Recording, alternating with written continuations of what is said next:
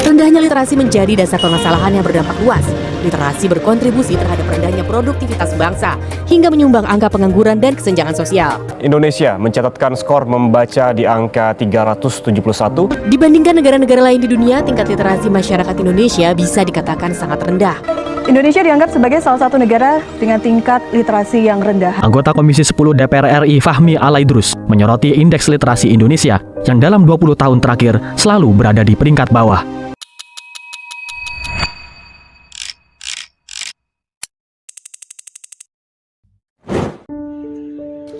Kita sering melihat berita ini, angka-angka yang menunjukkan rendahnya literasi di Indonesia. Awalnya aku merasa ini hanya sekedar statistik di atas kertas.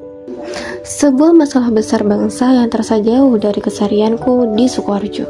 Sampai akhirnya realita itu menamparku sendiri. Masalah literasi bukan cuma soal angka nasional, tapi soal bagaimana kita memproses informasi sederhana setiap harinya. Bagaimana mungkin kita mewujudkan Sukoharjo spektakuler jika budaya membaca masih kita nomor 2-kan? Spektakuler bukannya tentang infrastruktur yang megah, tapi tentang warga Sukoharjo yang cerdas, literat, dan teliti dalam setiap langkahnya. Literasi bukan sekedar membaca buku. Literasi adalah langkah kecil yang mampu mengubah masa depan besar. Dan perubahan itu dimulai dari kita. Literasi adalah kunci agar kita tak lagi tertinggal oleh zaman. Mari kita mulai dari diri sendiri dari hari ini untuk masa depan Sukoharjo yang lebih gemilang. Karena membaca adalah cara terbaik untuk mencintai Sukoharjo.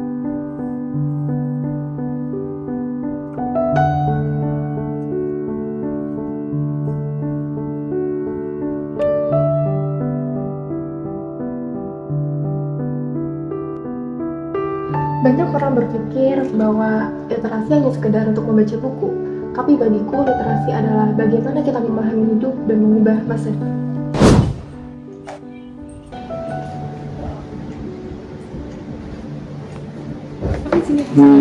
Iya kak. Kakaknya lagi ngapain? Lagi mainan HP? Nggak baca buku. Enggak kak, numpang adem doang. Kakak tahu nggak sih di tengah perkembangan teknologi saat ini tuh budaya membaca tuh perlahan-perlahan mulai memudar, bahkan terlupakan.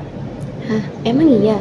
Iya, padahal kan literasi itu bukan tentang sekedar membaca, tapi juga belajar berpikir, memahami, dan juga mengambil keputusan secara bijak. Kok kakaknya bisa bilang gitu sih?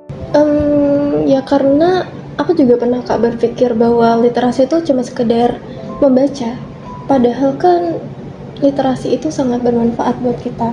Apalagi menuju untuk Indonesia Emas 2045. Ingatanku kembali ke masa itu. Saat aku menyepelekan literasi, aku tidak mengecek kembali jadwal dengan teliti saat sedang berpikir. Hingga akhirnya, ya, aku tertinggal. Ternyata masalahnya bukan waktu maupun jarak, tapi kebiasaanku mengabaikan informasi. Bayangin aja kak, kalau generasi muda di Sukoharjo itu memiliki literasi yang kuat, mereka bukan hanya sekedar membaca, tapi juga bisa menciptakan ide, memimpin masa depan, dan juga membawa perubahan untuk wilayah Sukoharjo. Oh ya kak, terima kasih ya kak.